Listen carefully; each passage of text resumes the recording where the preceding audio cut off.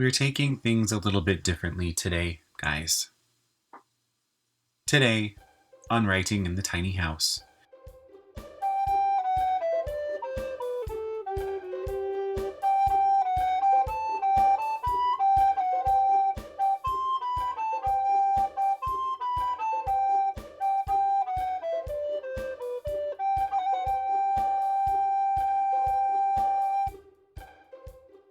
Hello, hello, hello. And welcome to this kind of different episode of Writing in the Tiny House. So, this episode, we're going to slow down a little bit, friends. This month has already been a huge roller coaster for me, especially with the recent time change that has messed me up. And I'm sure that I'm not the only person here or the only person in the room with you who feels that way. And in light of NaNoWriMo, in light of some of the more recent changes in my personal life and at work, there has been a lot. There has been a lot to reflect on. There has been a lot to consider. And guys, I want to take a moment today. I was going to talk a lot about NaNoWriMo, and I still might, but not in this episode. My goals with NaNoWriMo have been modified just because they need to be with some of the different things that happened with work. So let's describe what happened with work. This is not excuses, but this is something that I am very excited about. At work, I got asked to host a private podcast, and so I am now the host of 2 podcasts. And getting that underway and getting that up and running and figuring it all out, just because I am the only person in my work setting who knows how to podcast, who has ever done that before, who knows how to record spoken word and do interviews. And so it's not like someone was there to give feedback and guidance as to what this private show that I am doing for my work needs to be like. And it's been fun to see it grow, and it's been fun to see it take shape, and it was really fun to present that to my coworkers and watch it go live. It's been a fun thing. It's been a fun project, but that has taken time. More than anything, that has taken mental energy that I was planning once upon a time to pour into NaNoWriMo. And so if you are following me on NaNoWriMo, you will see that my word count is low as of the publishing date of this episode. And I would stand here and say that I'm sorry, but I'm not. NaNoWriMo is a really big project, and if you make it to 50,000 words, that is wonderful, and that is a huge feat, and that is something to celebrate. If you don't make it to 50,000 words, if you write anything at all, it is absolutely worth celebrating. So that's where I am. I understand that this episode is airing November 17th, and I am going to tell you that it is not very likely that I am going to be accomplishing that 50,000 word count for NaNoWriMo. But it is because of very good reasons that have happened otherwise in my life. The thing that I wanted to talk about most today, and this is a little bit of a different episode, like I mentioned earlier. This is November, friends. This is where we give thanks. I talked about giving thanks last week. I talked about the importance of voicing what you are grateful for as a way to manage stress and as a way to bring focus into what you're doing. And I still believe that is true. And that is something that I will always practice, my gratitude and bringing attention and focus to the things that I'm grateful for as a way to lift spirits and as a way to bring motivation. All of that is real to me. All of that works. Today, I want to talk about why I love books so much. I've talked about why I love writing. I've talked about the importance of writing all throughout all of these episodes of Writing in the Tiny House. And some of that stuff I might repeat, But there is something that I want to focus on today. I have found that I can know a person more, I can know a person better if I know what they read. I have friends at work, specifically one friend and another friend that's starting to perk up and join in the fun a little bit, that many times a week we stand around and we talk about fantasy fiction. We talk about magic, we talk about stories, we talk about narrators, just because this other friend is also a big audiobook person, just like me. And we talk about stories. We talk about things that trigger our imaginations, and we talk about how fun it is to be completely surrounded and engrossed into these fun, fantastical worlds.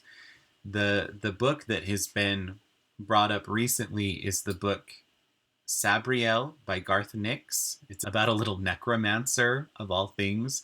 The world is wonderful, the magic is creative, and this book is narrated by Tim Curry. It's not a new book. It came out a long time ago. I remember reading Sabriel when I was in high school, and this friend recently picked it up either for the first time or picked it up again.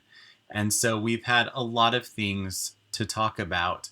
And the thing is, I love reading books that other people have read because it brings me closer to those people.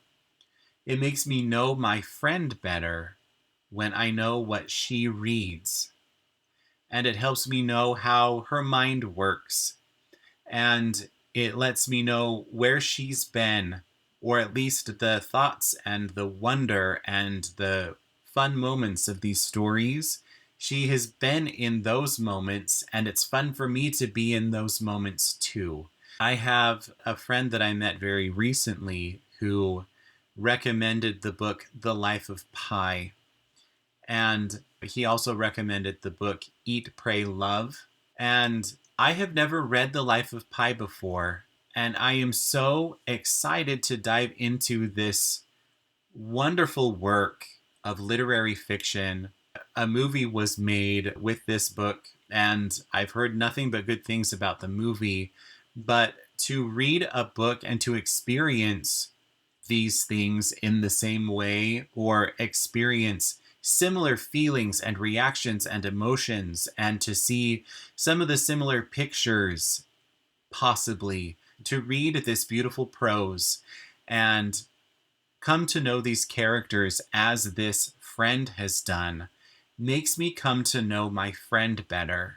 And so this episode is releasing November 17th, and that is 1 week and 1 day before Thanksgiving.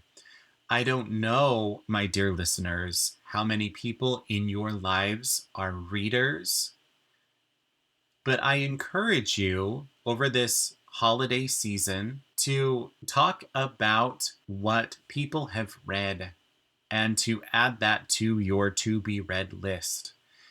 And I invite you to read these different works of fiction or maybe nonfiction through that specific lens that your loved one, your friend, your mom, your dad, your family member has kind of been on this path already. And pay attention to how it affects your relationship with them. Pay attention to how it can bring you to understand that person better. I don't know if this is a practice that you do already, but it is something that I practice with all of the people that I hold dearly.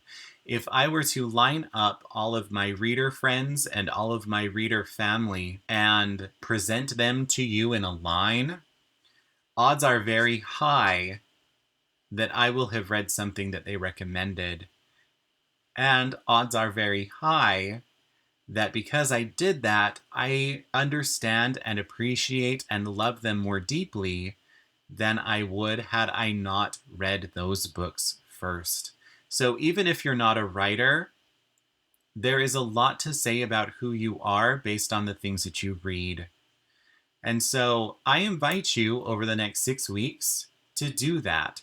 One thing that I usually do in November, and that I have chosen over the past 2 years to kind of forget to do this, there is a practice in November of doing New Year's resolutions. It's not really an American practice or something that I was ever raised doing. But the spirit of November and October is the spirit of the harvest, which just the energy of ripping the plants from the soil and preparing the ground so that the ground is ready to plant in the spring is a common practice for farmers and whatever. You don't always have to wait until the spring to prepare the ground. And so there is just a cultural thing of doing New Year's resolutions in November. And the friend who recommended The Life of Pi has a resolution to read 12 books this next year. And I have not sat down to see how many books I intend to read next year. I'm a pretty big reader, at least I'm a pretty big audiobook listener. But what are you going to do? How are you going to expand your mind, maybe in these next 6 weeks, maybe in the next year for 2022, so that you can explore a different book, explore a different point of view, and see things as a writer saw those things, experience a story that a writer brings to you. But, and I've said this before and I will say it one last time, I invite you to read a recommendation from one of your closest friends or family members. And I invite you to see how that affects your relationship with them. So again, this is a different type of episode. I don't do episodes like this all the time, but otherwise this episode is it's very much from the heart. It is very underproduced. I mean, we're pretty raw and honest right now, and we're going to kind of keep it like this. So I hope that you are celebrating your holidays with loved ones. I pray for nothing but good things to come your way. And I hope that you are reflecting on the things that you are grateful for this month. So thank you for your support. Thank you for spending some time with me today. And we will see you next time on Writing in the Tiny House.